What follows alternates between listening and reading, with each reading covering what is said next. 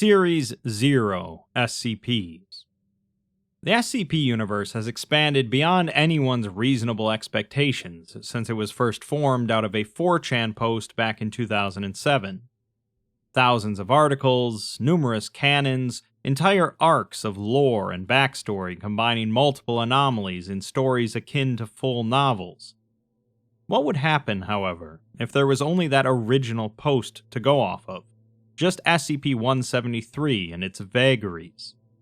That's what Series 0 attempts to tackle. A series of articles that abandon all of the pre-existing bits of lore connected to the SCP universe and pretend that the only thing they have to go off of is SCP-173. Instead of the Foundation, it features the Special Collections Program, an organization operating within the US military, and they're possibly the only organization in the world looking into the anomalous, generally to help out the military in some way. It's loose, weird, and definitely different. Let's take a look. Let's start with SCP-9853, with the object class of Pythagoras. The containment procedures note that hazardous materials specialists are to retrieve 9853's refuse, which is collected in a small metal basin beneath the object, once every 24 hours. Full body coverings are necessary for handling 9853's discharges. All waste products obtained from 9853 are held within individual containers within the Greater Operations Armory until authorized for use in the field. Instances older than 3 months are destroyed via incinerator. As for what it is, it's a 2-piece fleece and wool costume designed to resemble a yellow-furred Easter Bunny character. The object's hollow interior is occupied by a mass of plaster, allowing it to maintain form. Once every 24 hours, it produces a firm, oval-shaped white mass from a hole located within the object's mouth. While the outermost layer of these objects is chemically comparable to rubber, testing has revealed a plaster interior, similar to the costume's interior. Despite this, these objects possess an intensely odorous, sulfidic smell. Physical contact with one of these objects will induce an alteration in a person's active perception. Upon contact, they will gain spatial, visual, and tactile awareness of the costume and its surrounding area, regardless of their actual distance from the costume. These sensations overlap with the person's existing, natural perceptions of their own environment, creating a simultaneous sensory experience. Sleep, sedation, and other losses of consciousness do not terminate the cognizance of 9853 and its locality. This effect will persist until the person wholly consumes the waste it has touched. 9853 has been authorized for containment within Enhanced Interrogation Chamber 4, located at Site Black.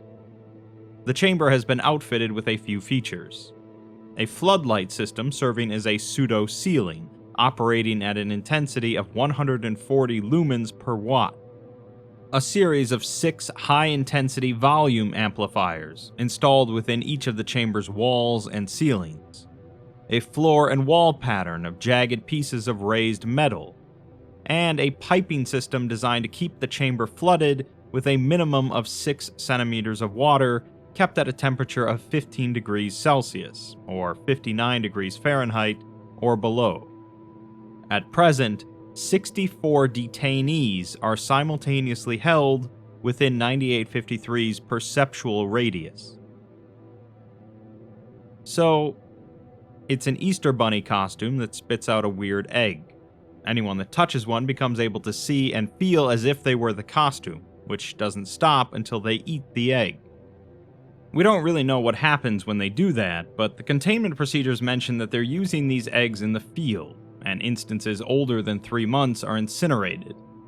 The costume's containment chamber is outfitted more as a torture chamber, not for the costume, of course, but for whomever is currently experiencing sensations from the costume's perspective. Delightful. Next, we have SCP-9508, Object Class Xeno. It's the Pit at Open Mouth Barbecue, a barbecue restaurant in Dripping Springs, Texas. Prior to containment, the restaurant was held in high regard by the local population. Its proprietorship changed on several occasions during its 41-year lifespan, but none of the owners appear to have been aware of the anomaly. Anyone who cooks food in the pit will experience physical sensations when the food is eaten by another person. The nature and intensity of these sensations vary substantially between tests. Consumers will not have any unexpected sensations when eating the food. We're given a partial list of testing data, starting with a cook named Woodward who cooked ribs that were eaten by a man named Yates. Woodward was able to discern, even from a different room, when exactly Yates took each bite of ribs. Woodward described the chewing sensation as intense, but not painful or unpleasant, pinching in his chest. Food being swallowed corresponded to a slimy feeling in various places on his torso.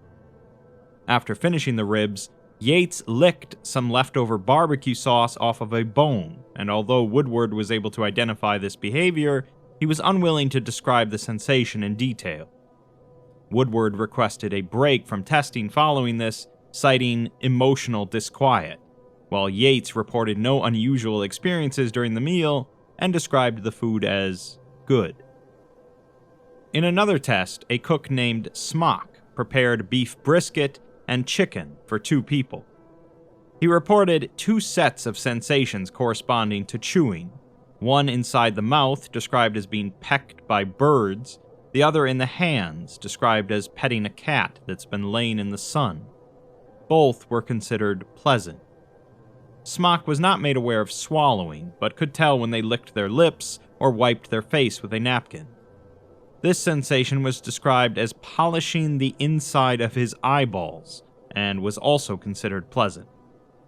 Partway through the test, the 2 exchanged small portions of their respective meals. Smock experienced a fit of giggles when this occurred, but could not account for it after regaining composure. Notably, Smock described the 2 as the sisters during testing, despite having no contact with either of them prior to the test, and despite the women not being related. The 2 reported greatly enjoying their meals and were unable to shed light on Smock's misconception. A cook named Pope prepared a pulled pork sandwich for a man named Nelson. When Nelson bit into the pulled pork itself, Pope experienced the sensation of being bitten on a seemingly random part of the body. Swallowing resulted in the feeling of being compressed from all sides, as though being forced headfirst through a narrow, lubricated tube. Partway through the meal, Nelson began dipping the sandwich in mustard.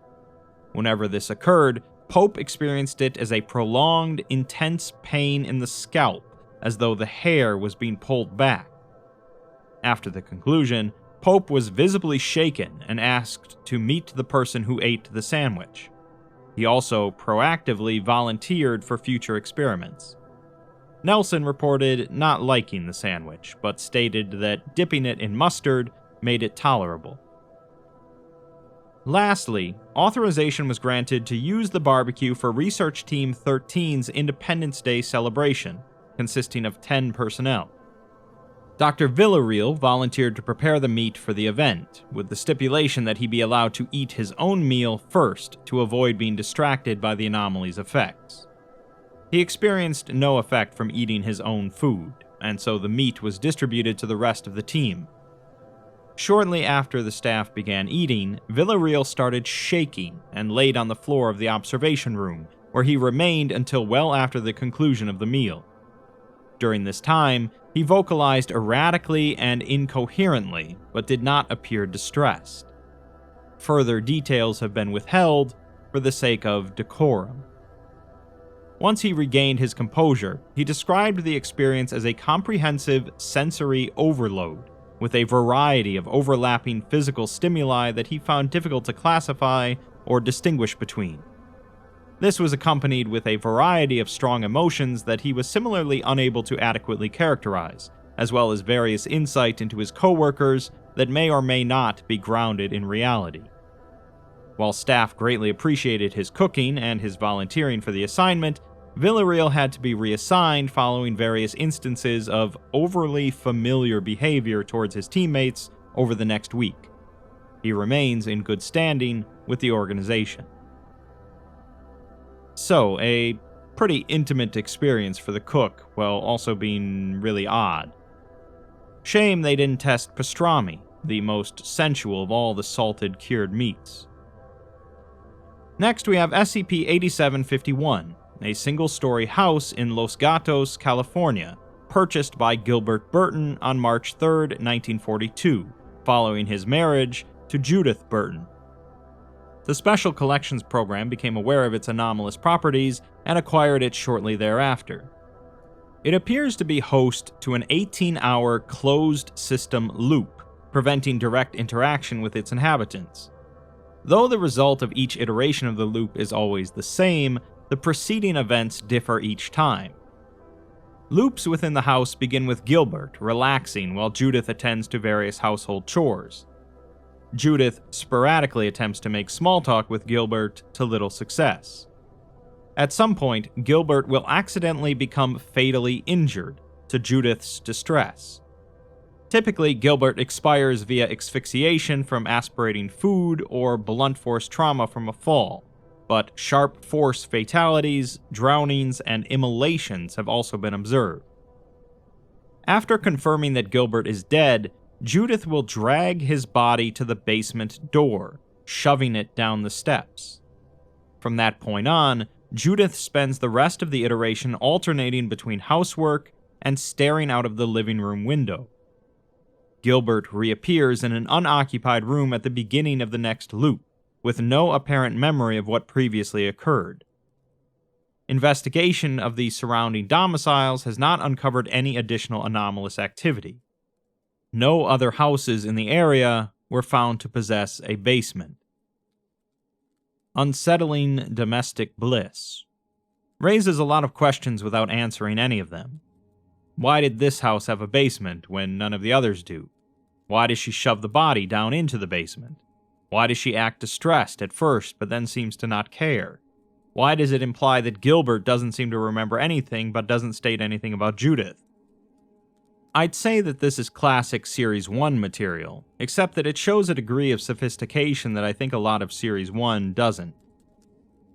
Next, we have SCP-9082, Object Class Hypatia.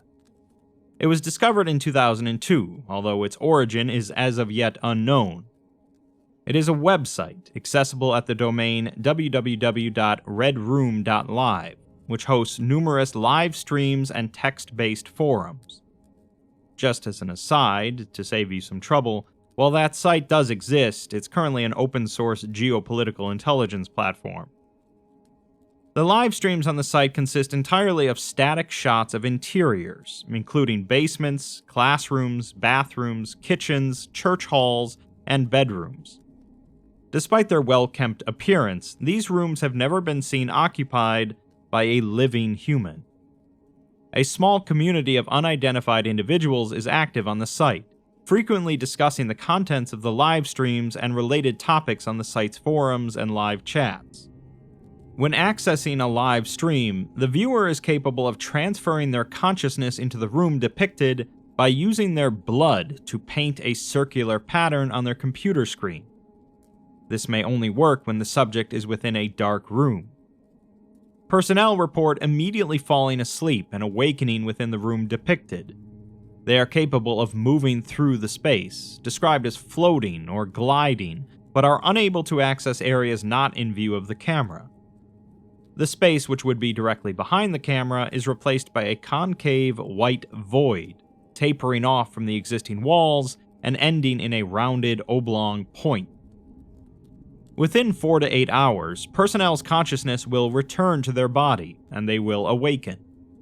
The sensation of being in a room has been described as intensely euphoric. For the duration of the event, the cadaver of the affected individual will appear motionless within the live stream feed of the room. Users often encourage others to engage in this act, expressing a great deal of pleasure within the stream's live chat when users' corpses appear on screen. Multiple cadavers can appear in a stream at one time, with no known limit. This is seen as a communal activity for users. Certain rooms featured on the site have been successfully identified, although live streams do not seem to actually occur from these locations. Entering these spaces does not register any change within related live streams, nor has any recording equipment ever been discovered. All identified rooms have been previous locations of homicides, a fact seemingly known by users, whose handles and forum messages sometimes reference the circumstances of certain murders or the names of victims. Personnel are not advised to engage with users, and only white class personnel and above may use the site for recreational purposes. In internet folklore, a red room is a site in which victims are tortured or murdered on stream for an audience. What we have here is a ritual in which someone can shed their own blood to be a part of the red room, in a room that featured an actual homicide. The program has apparently been unable to actually remove the site from the internet completely, and have decided that it's alright if some of their personnel use it for fun themselves. Moving on, we have SCP-9073, Object Class Hypatia. It's an anomalous humanoid that appears outside of a small percentage of houses in the US that meet certain conditions. These conditions include it being only inhabited by a single child, between 6 and 12 years old, it being past 10 p.m., it being dark outside, and the child not being asleep. The entity will walk up to the house's front door and repeatedly knock and/or ring the doorbell, requesting to be let in the house. Camera footage of the entity appears to show a tall man wreathed in shadow. Its voice and appearance have been universally referred to as unpleasant and disquieting. It will continue knocking for 5 to 10 minutes, and should the child not open the door, it will slip 2 full-size Hershey's brand chocolate bars under the door. They're right, that is unpleasant. Should the child consume the candy or open the door at any point, the entity will grab the child and teleport along with it to an unknown location. From here, the experience of the subject varies, though they will invariably be teleported back to their own bedroom, asleep, 2 hours later. The entity has not been noted to appear to the same subject twice. We're given a short collection of manifestations, starting with Jeremy Fish, age 9. Fish stated that the entity took him to a big and old house where all the lights were broken, and then chased him while holding a needle and buttons. The sound of its running was described as similar to that of a dog on all fours, and he repeatedly stated that it could climb the walls. At one point, the entity grabbed him and forced him to look at it before taking off a mask, revealing a rotting, feminine face, and releasing him. Fish's parents stated that they had taken the boy to see the film Coraline recently, and that he had been having nightmares about it, believing that the entity's manifestation was simply one of these dreams. In addition, the removal of a mask was noted as similar to a scene from The Witches by Roald Dahl. Amy Ruttenberg, age 7, had eaten one of the chocolate bars provided, and the entity transported her to a hospital room where she vomited into a bucket for at least half an hour while the entity laughed at her, forcing her to eat both chocolate bars once she was finished vomiting. She stated that it hurt worse than any tummy ache, and that she continued vomiting intermittently until finally the entity patted her on the head. This caused the cessation of all symptoms. It's noted that Ruttenberg has developed an aversion to chocolate and other candies, though her liking for lettuce and other vegetables has increased dramatically. Lastly, Billy Mink, age 8, repeatedly noted that the entity had a voice and appearance similar to his father's, stating that he opened the door immediately due to being scared of a hiding. The entity transported Mink to a space similar to an implausibly large walk-in closet, chasing him with a big hook on a stick, attempting to grab him by the pants and bring him to it. Mink stated that he hid behind a stack of blue dresses until the manifestation ended. After hearing this story, Mink's mother immediately filed for divorce and moved in with a close friend, taking her son with her. On March 4th, 2010, Dr. Philip Perez conducted an experiment involving 9073. By building a substructure beneath a home, yet one that could easily access the front door, he hoped to determine what would happen if an adult opened the door for the entity. The experiment was successful following 2 months of trial. When Dr. Perez opened the door, the entity showed signs of extreme confusion and annoyance before grabbing Perez and disappearing with him. Perez reappeared in his home 10 hours later, unconscious, bleeding from multiple small bite wounds, and in a state of extreme traumatic shock. Though he recovered following therapeutic treatment, he has refused to comment on what the entity did to him. All testing of this nature has been cancelled until further notice.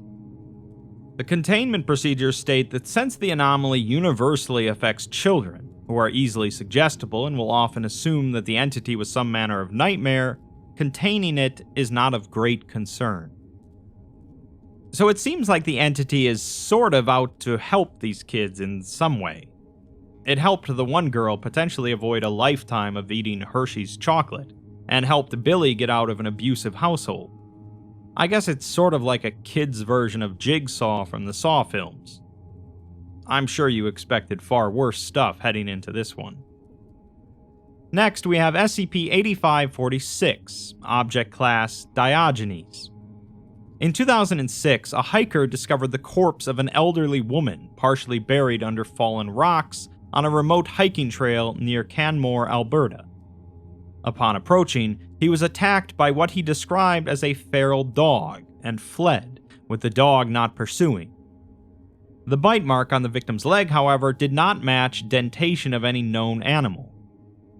SCP-8546 was found in the vicinity of the corpse shortly after the incident, and was moved to Site 19. At time of containment, 8546 visually resembled a small domestic dog, but its physical strength and speed was much higher than would be expected of such. Its biting force was estimated to be at 700 kilograms. Its movements are described as unnaturally smooth, and there was a large rip in the skin of its right upper hind leg, exposing bare muscle. The injury didn't bleed and showed no signs of healing, but the creature didn't limp. The entity's teeth were made of carved bone, coated with an unknown resin. One eye was made of tinted glass, although it still appeared capable of sight. The other eye was shattered shortly after recovery. Fragments of glass remained embedded in the empty socket, which also did not bleed.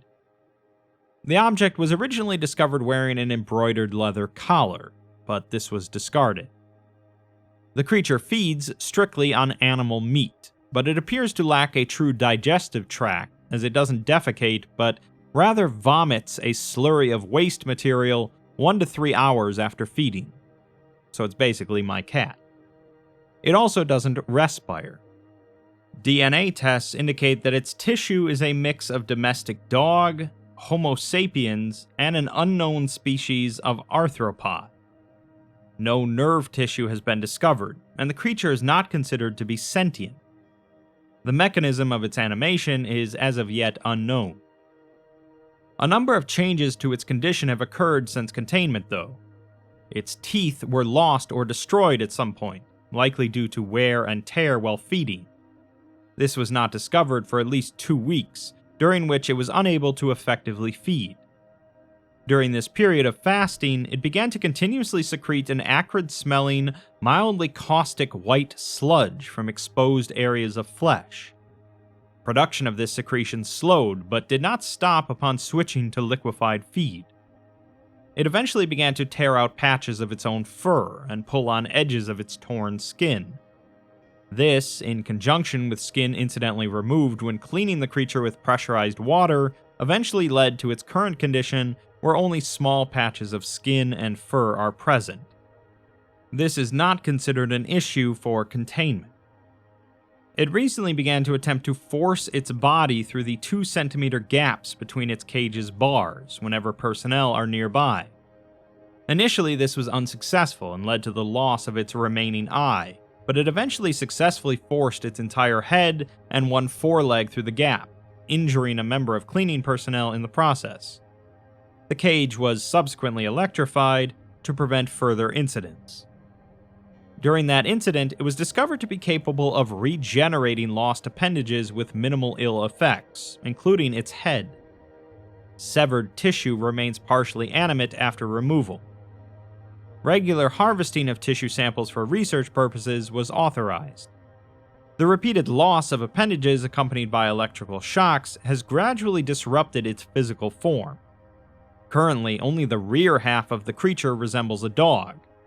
The front half now more closely resembles a very large, skinless tongue with a round feeding hole on the tip. Despite these changes, personnel continue to describe its loud, continuous barking as extremely dog-like. It's definitely unsettling, as this dog creature has been through quite a lot, and at a certain point it seems more humane for them to just toss it into the incinerator. It helps, I suppose, that it doesn't have any nerve tissue, so one must imagine the horrific canine anomaly is alright with it all. Let's close out with SCP-9308, another Hypatia class. It's a television program broadcast discovered in 1999 in the town of Roger, Wisconsin, airing on their public access network.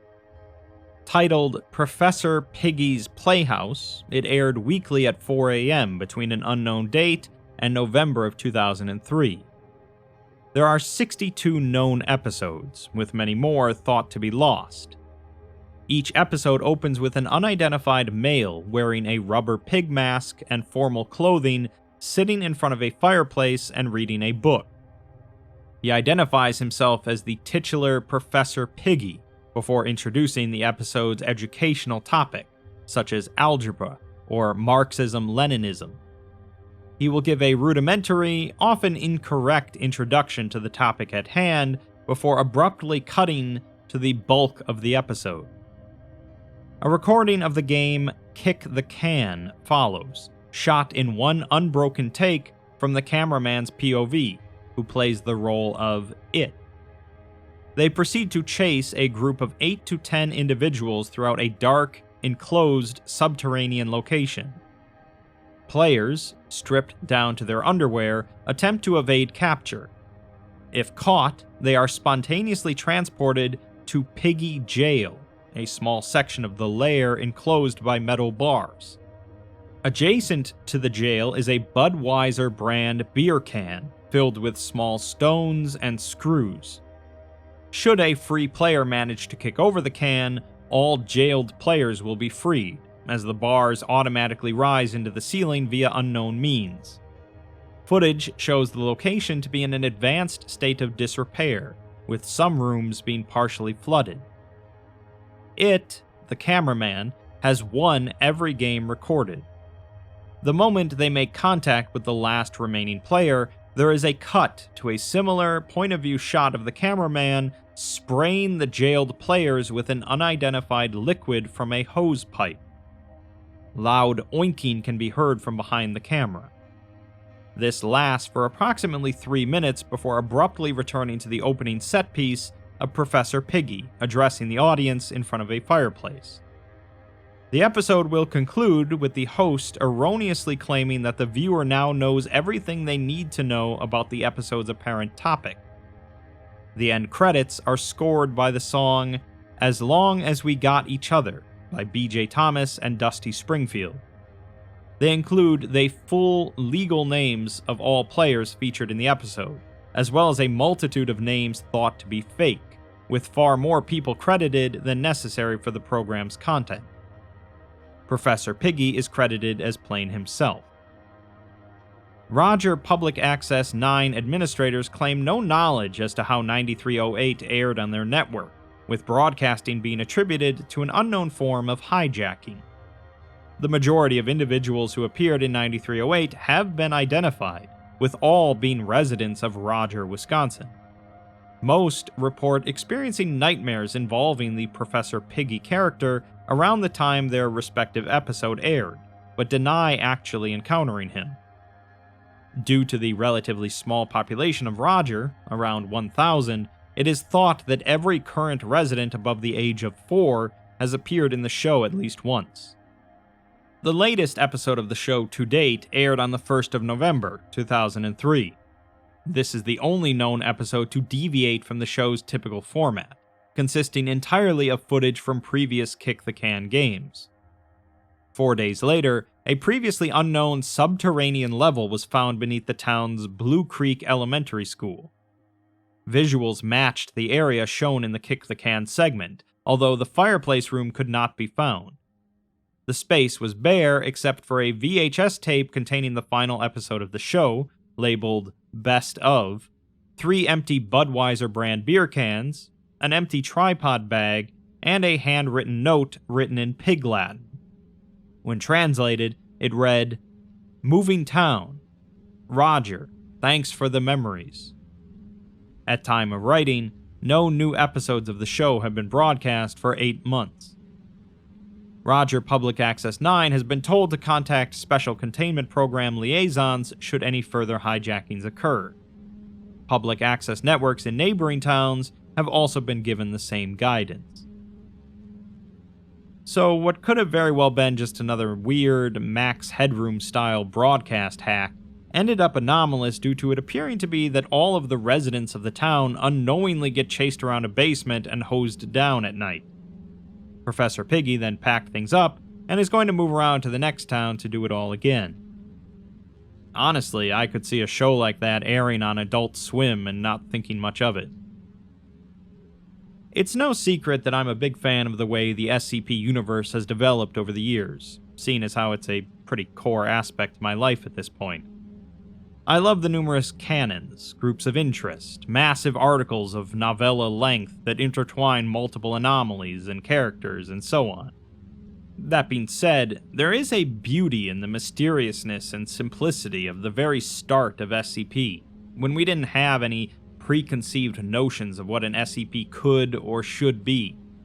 Everything was unknown and unsettling, with many people even glancing at these articles and thinking that they might be real. Series 0, much like ClassicCon, is a bit of a breath of fresh air. Nostalgic, without being familiar.